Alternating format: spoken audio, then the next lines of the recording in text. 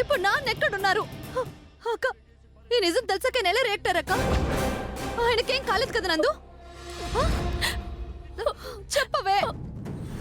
అలాంటిదేం లేదక్క. నిజం తెలియగానే మమ్మల్ని ఎంక్వైరీ చేశాడు.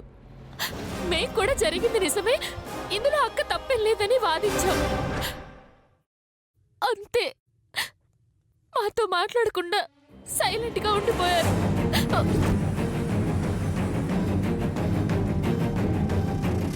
అందుకే ఆయన తప్ప ఆయన తెలుసుకోవాలని ఆయన మేము ఒంటరిగా వదిలిపెట్టేసి వచ్చేసాం. అయ్యయ్యో, ఇదేం పనే? ఆయన ఏమైనా చేసుకుంటే? అలాంటిదేం జరగదే. అలాంటిది ఏదైనా జరిగేదే ఉంటే నిజం తెలిసిన వెంటనే జరుగుండేది. ఇప్పుడు ఎలానే? అసలేం చేద్దాం?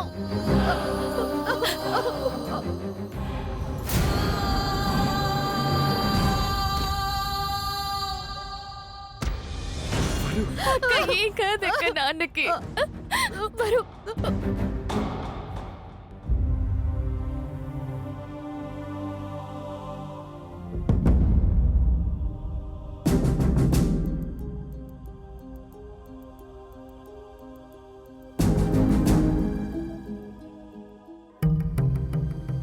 చూసావా గోదారి, నీ కూతుళ్ళందరూ ఏం చేశారు?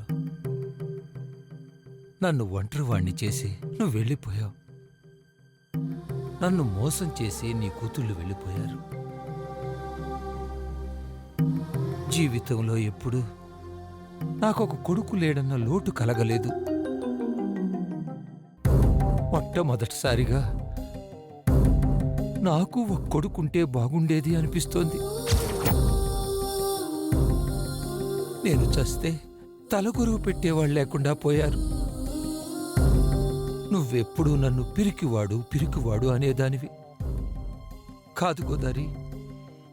నేను నిజంగా పిరికివాణ్ణి అయితే నా చుట్టూ ఇంత మోసం జరిగిందని తెలిసి కూడా నా గుండె బగిలి నేను చావలేదు అంటే నేనెంత ధైర్యంగా ఉన్నానో చూసావా? గుండె నిబ్బరంతో ఎంతో ధైర్యంగా కూర్చుని నీతో మాట్లాడుతున్నాను.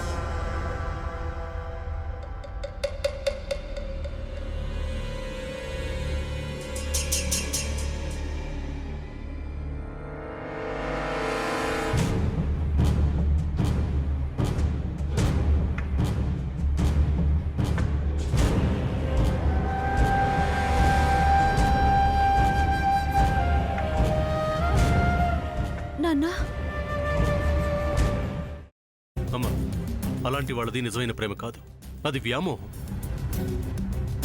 ఎగ్జాక్ట్లీ చిన్నత్త. నిజంగా ప్రేమించుకున్న వాళ్ళు అలా చేయరు. ఎంత మనసు విరిగిపోతే కన్న కూతుర్ని పట్టుకొని మా దృష్టిలో చచ్చిపోయా ఉంటుందా తల్లి? అది సరే అమ్మా, తన కూతురుతో తన మాట అనేటప్పుడు ఆమె మాటల్లో వ్యథ, కళ్ళల్లో బాధ గమనించావమ్మా? పెద్దబాబుకు బర్త్డే విషెస్ చెప్పు కూడా వెళ్ళాం కదా. ఊరికే ఎలా కాలిపోతుంది? మంట పెడితేనో పడితేనో తగలబడుతుంది.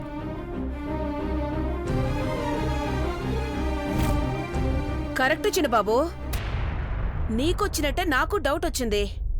పార్వతే షర్టును తగలబెట్టిందనుకుంటా.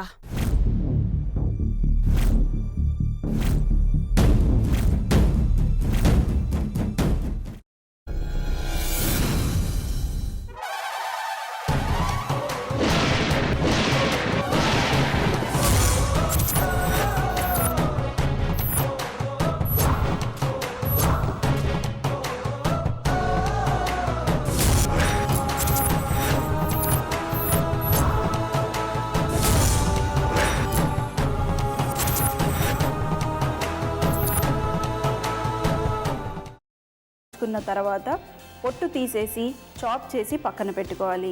ఒక ప్యాన్లో కొద్దిగా నూనె వేడి చేసి అందులో ఆవాలు, మినప్పప్పు, శనగపప్పు, కరివేపాకు, సన్నగా తరిగి పెట్టుకున్న ఉల్లిపాయలు వేసుకుని 1 నిమిషం పాటు వేయించుకోవాలి. ఆ తర్వాత కాల్చి కట్ చేసి పెట్టుకున్న వంకాయని కూడా అందులో వేసుకుని బాగా మిక్స్ చేసి బౌల్లోకి ట్రాన్స్ఫర్ చేసుకుని అందులో తగినంత చిక్కటి పెరుగు లేదా పల్చటి పెరుగు వేసుకుని మిక్స్ చేసి అన్నంతో కానివ్వండి, చపాతీతో కానివ్వండి సర్వ్ చేసినా చాలా బాగుంటుంది.